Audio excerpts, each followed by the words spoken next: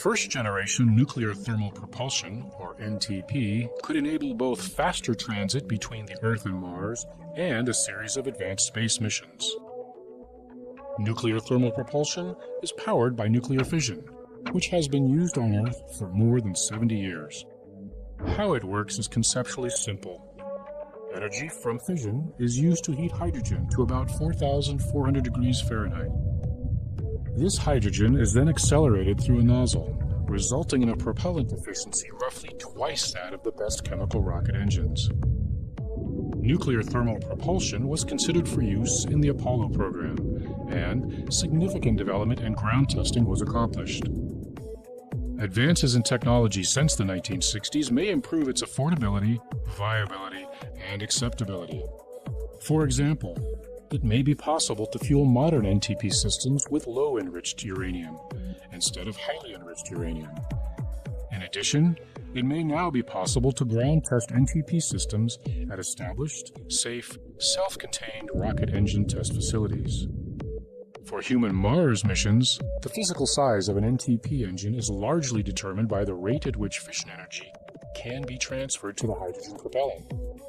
However, the equivalent volume of the uranium that would be split is actually quite small, roughly that of a toy marble.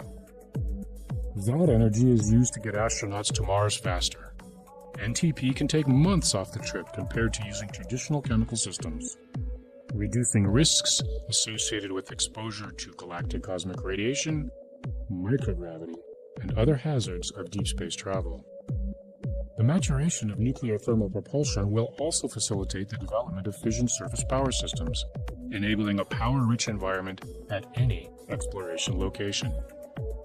Abundant power could also be used for in-situ resource utilization, life support, communication, and other diverse applications. First-generation NTP systems are a first step towards advanced nuclear propulsion systems capable of travel throughout the solar system.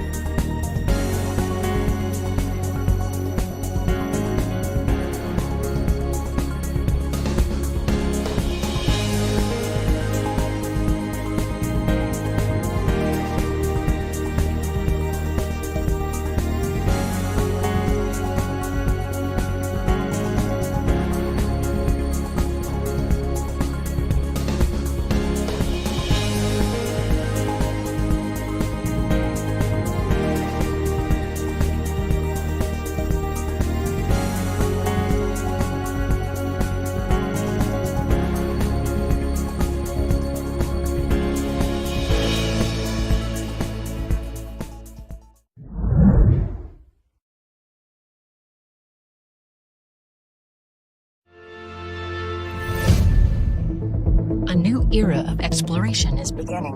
NASA is building on its experience in low Earth orbit and preparing to go farther, setting up a base camp in orbit around the moon, known as the Gateway, exploring the surface of the moon like never before, and preparing to one day go to Mars. To accomplish all this, NASA will need a new spacesuit for its astronauts, one that's more flexible, versatile, and durable than any made before. Engineers are now hard at work designing, building, and testing the new suit, making sure it's up to the task for future exploration.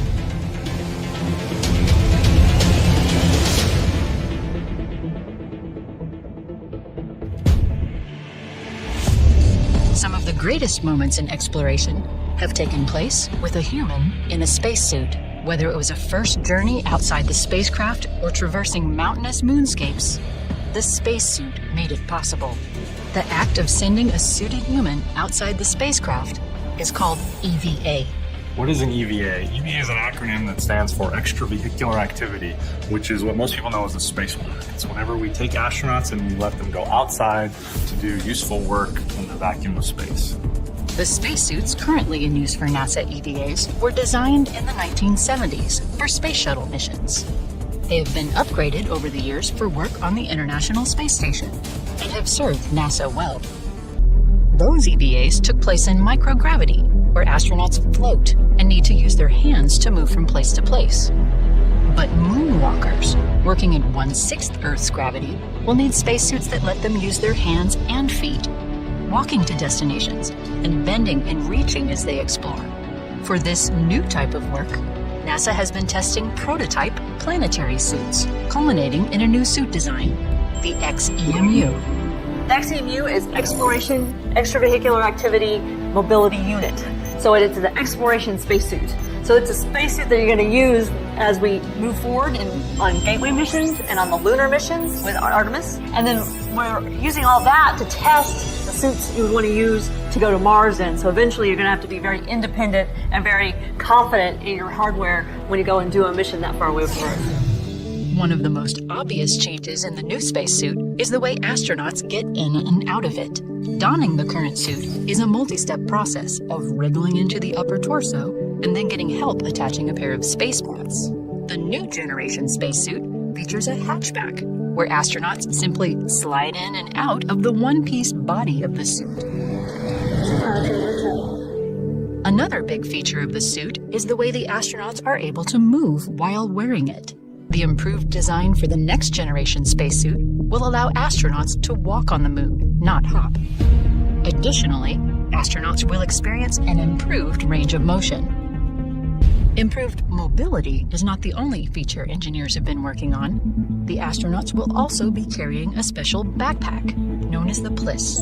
Well, the PLIS is the Portable Life Support System. It's the backpack on the spacesuit, and it has all of the interesting parts to keep the crew member alive while they're on their spacewalk. So it has oxygen stored as pressurized gas for breathing, pressure regulators that regulate the oxygen pressure inside the spacesuit, and then a ventilation loop and a water loop that we call the thermal loop that provide trace contaminant and carbon dioxide removal from the breathing environment, and also cooling for the crew member and the suit onboard avionics and electronic systems.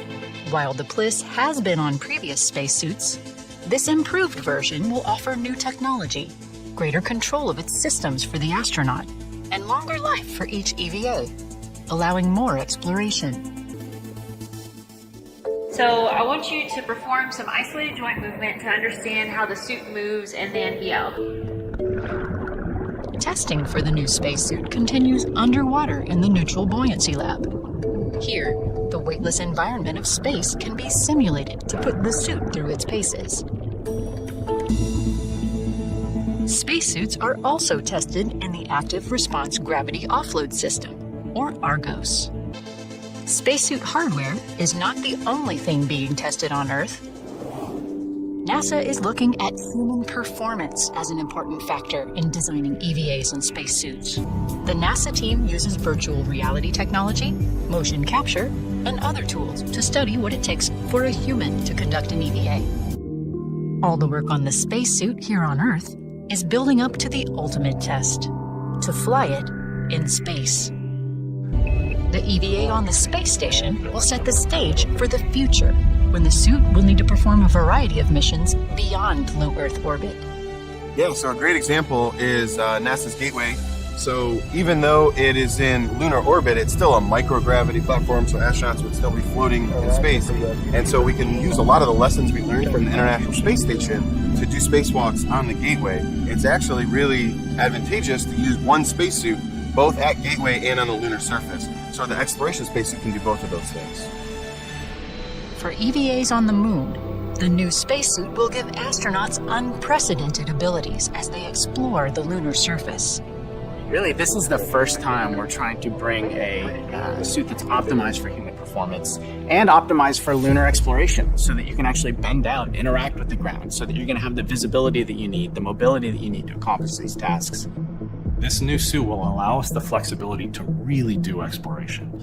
Get down on the surface and send geologists to the surface and really let them act like geologists in a spacesuit. This is the first time in history that a suit like that will have been created, and it's really exciting to be part of that.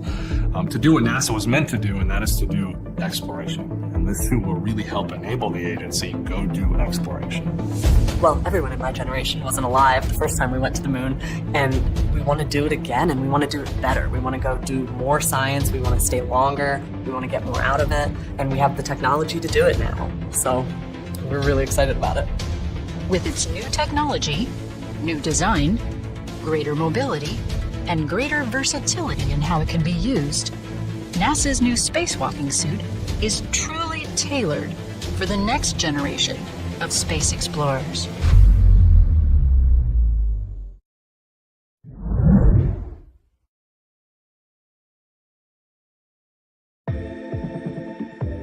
Right behind the door here is our latest concept vehicle of a Mars rover. It's two pieces. Front piece is a cockpit, and then the aft part is where they'll live and sleep and eat and keep all the equipment. Are you ready? Here we go.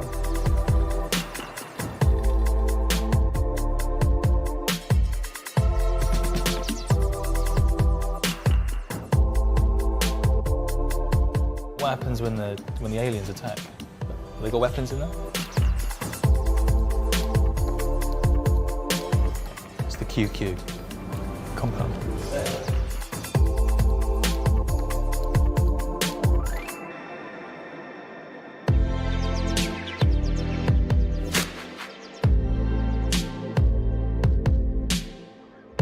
It's really cool to see the Mars rover, but you have to say I really do wish I could drive it myself.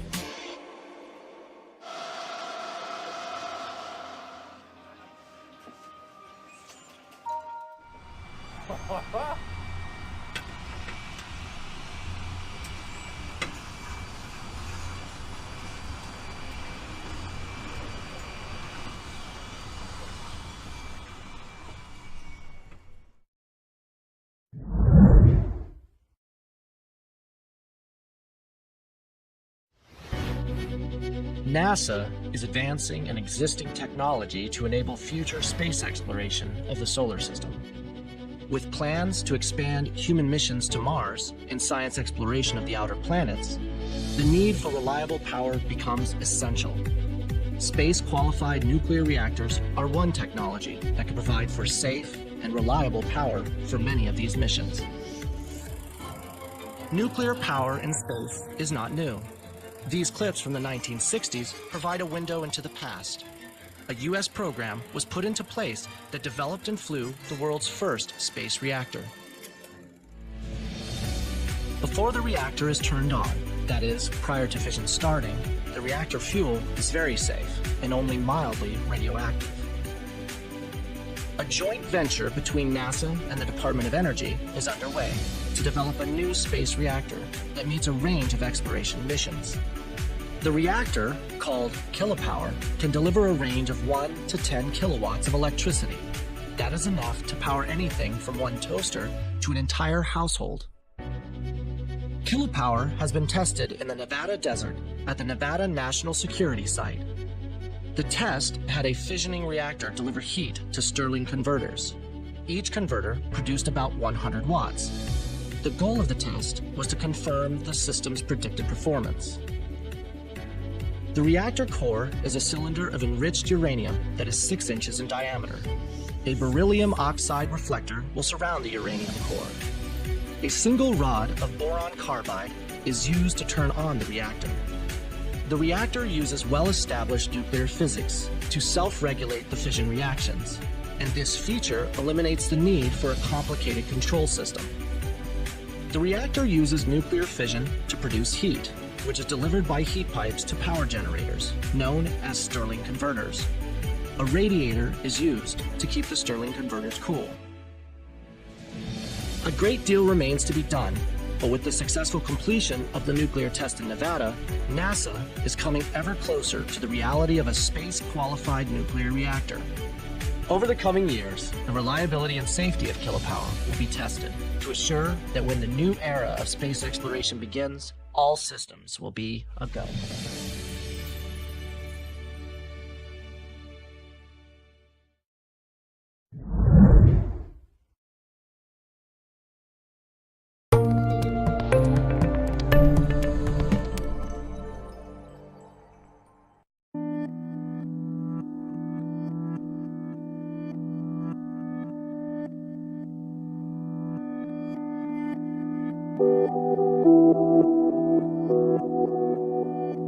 Thank you.